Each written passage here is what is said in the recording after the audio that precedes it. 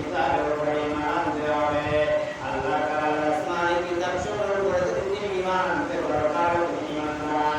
এরপরে আল্লাহ বলেন ও জিবরাইল তিনটা বিষয়ের উপর ঈমান নিয়ে আসলাম, এরপরে কোন বিষয়ের উপর ঈমান নিয়ে আসবো?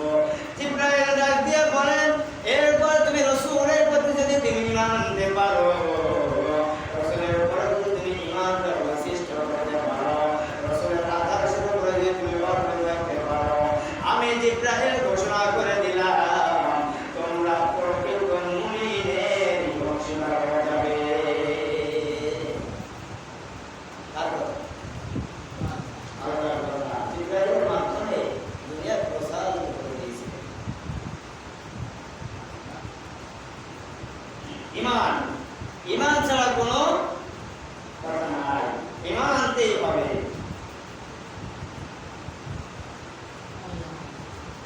আমি কিতাব সমূহের উপর ঈমান এনেছি।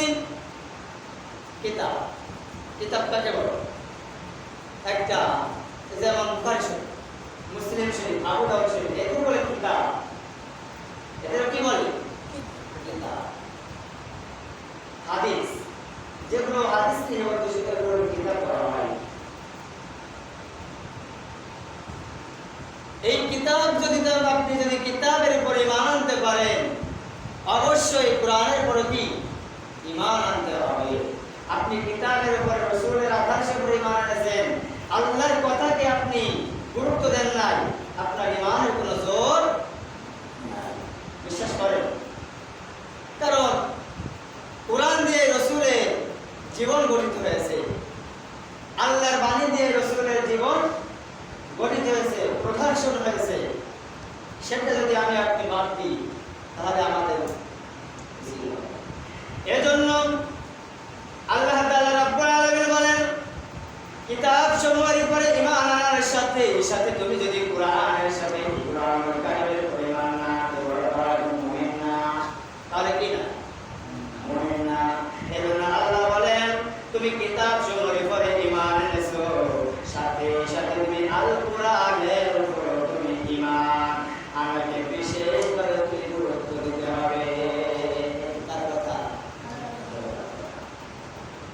আমি কিতাবের উপরে ঈমান এনেছি, সঙ্গে সঙ্গে আমার এমন গুরুত্ব দিতে হবে যে গুরুত্ব দিয়ে আমি কোরআনের উপরে ঈমান আনতে পারবো, যে গুরুত্ব দিয়ে আমি কোরআনকে আমার বুকে চড়াই দিতে পারবো, যে গুরুত্ব দিয়ে আমি কোরআনকে ভালোবাসতে পারবো, যে গুরুত্ব দিয়ে আমি কোরআনের কথা মোতাবেক আমার জীবনটা গঠন করতে পারবো। এর নাম হচ্ছে ঈমান।